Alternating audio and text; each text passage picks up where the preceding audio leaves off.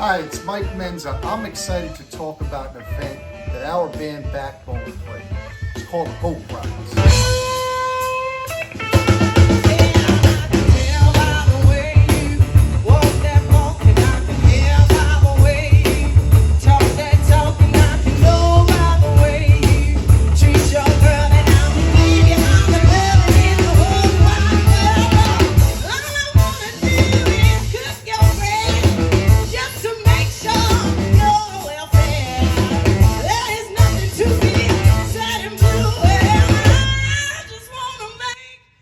It's a beautiful festival, awesome food, people were loving the music, but what really struck me and moved me was the cause and the purpose of the festival, which they are trying to bring awareness to alcoholism, addiction, substance abuse, and people that have battled through it, found happiness, and here they are enjoying themselves watching some great music.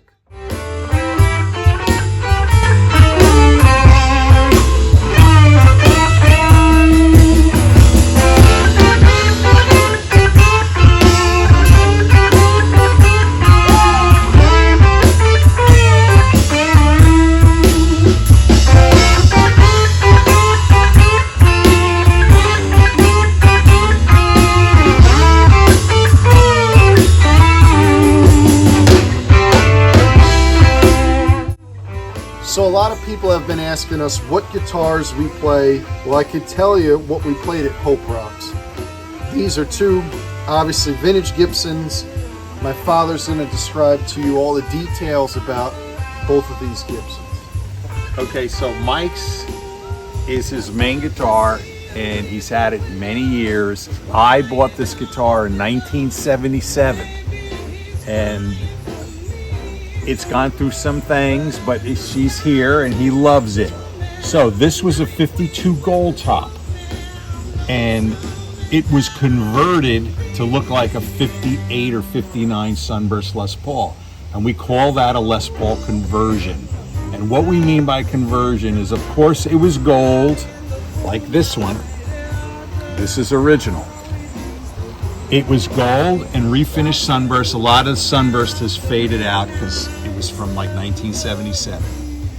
This originally had P90 pickups, which are gone, and it's been converted to humbuckers. And that's what we mean by conversion. This is a really early 52, because if you look at it, there's no binding on the neck. The very first 52s came out with no binding along the edge of the neck, and I'll show you that on the other guitar in a minute. Also, it had the trapeze tailpiece. Now if you look at the bottom, pick this up, you can see the holes where it was repaired, where the trapeze went. It was this long contraption that was terrible. And so this... Some people like it. Yeah, but it doesn't stay in tune. So the studs were added like a 59 Les Paul would be, and a tailpiece, and what we call the ABR1 Tune-O-Matic bridge. So, what's been changed? The finish, the bridge, the pickups. This is refretted because it would have had little frets, and if you look up here, it has Grovers added, which pretty much everybody did back then, and took the original Clousons off. So this one's been converted to look like a 59. Flip it over. It was the red back original. This was brown. And look at how much Mike's played it. He's worn the finish right off the back of the neck. Love playing this guitar. Yeah. Okay. And this one has a 60 serial number added, which is not right, but it was all to make it look like a 59. But it's a really great guitar. It plays and sounds amazing.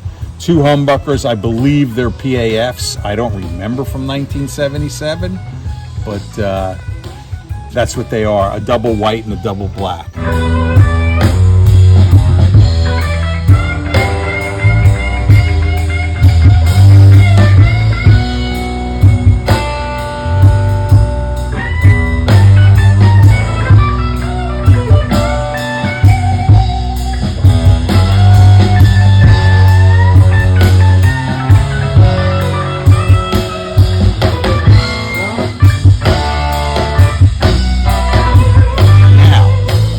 I played, this is a 56 Les Paul Gold Top.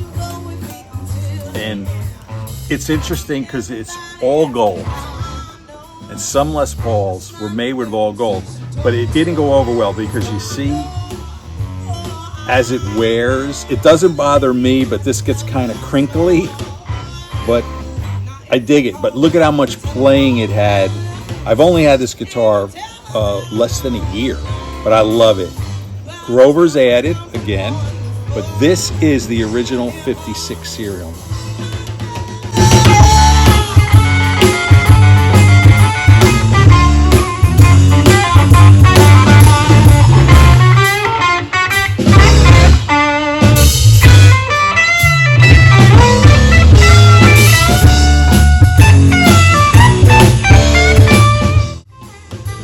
So, what else has been done? This is a conversion as well. These are patent number humbuckers. The guy bought, this came with P90s, and the story was the guy bought it in 1971 and immediately bored out, and I'll show you the routes. Bored out the holes for the humbuckers from where the P90s used to be, cut the pick guard larger, like this one too. It's had the pick guard cut larger, so because the P90s were only about that wide. All right, so when we pull this around,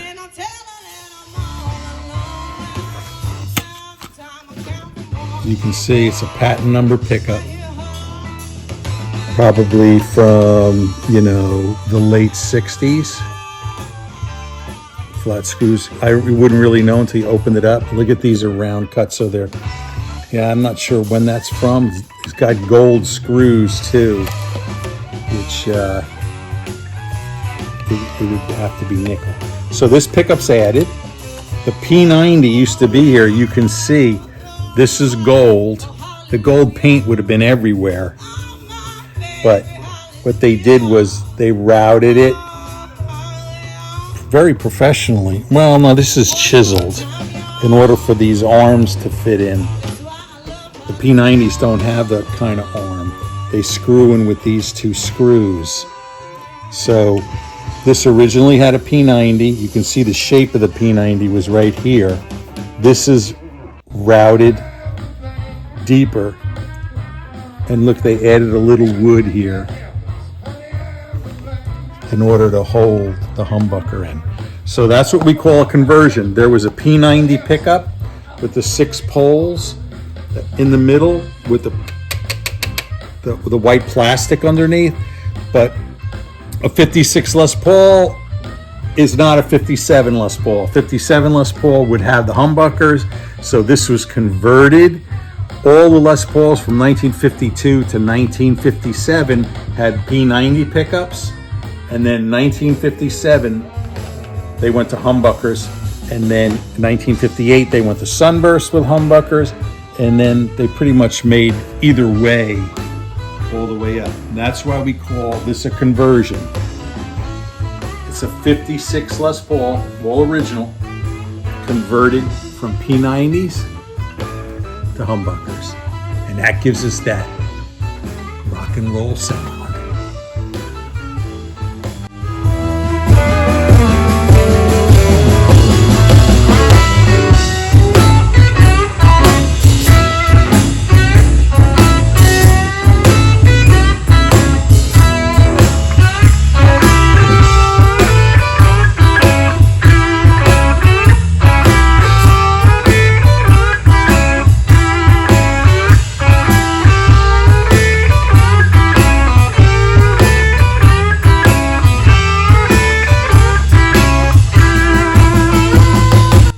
This Tune-o-matic and this stud, they are original.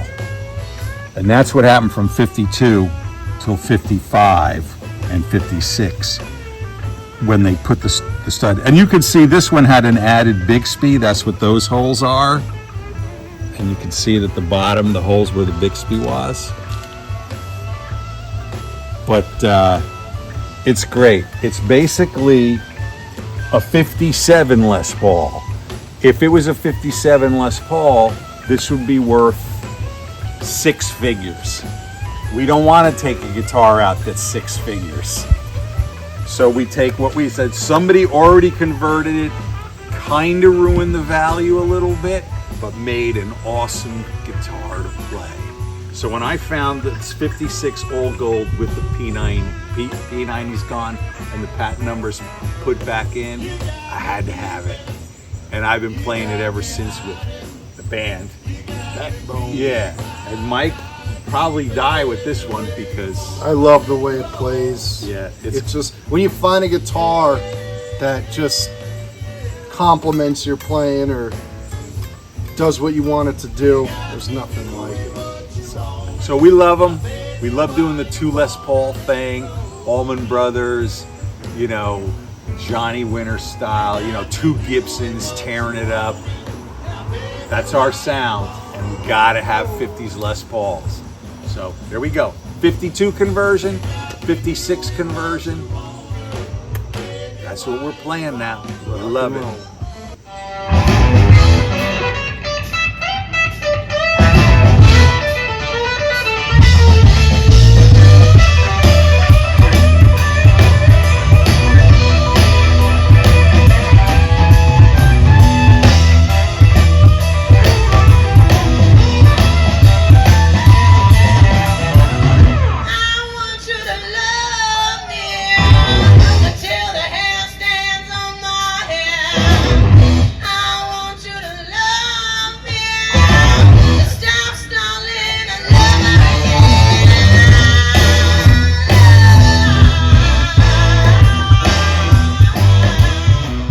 Very, very, very hard thing for people to overcome, and when you see it happen, it's probably one of the most beautiful things there is. So I really, it's a beautiful thing to be here and see an event like this. I think this should be the biggest event in New York, as far as I'm concerned. I mean, we have one of the most biggest addiction problems, you know, ever right now. I mean, you see it. So this is something that everybody should get together, spread the word. Hope rocks. Spread it for next year. Get everybody here, because you're gonna feel the vibe when you come here. So, rock and roll. I think everybody would enjoy this festival. Look, they got everything. They have a petting zoo. You bring your whole family. They got vendors, they have activities, a huge lawn. You can put your chairs out, watch some music. It's 2 days long, solid bands the whole time, big stage. The sound system was incredible. You would really enjoy it, okay? So, I want you all to go next year, Saugerties, New York. Have yourself a ball, all right? Who would not want 2 days of music, 2 days of rock and roll, all right? So, I hope to see you there. And always remember, rock and roll. Subscribe, Mike Menza Music, for some more videos on everything related to vintage guitars, original music, upcoming artists. Stay tuned.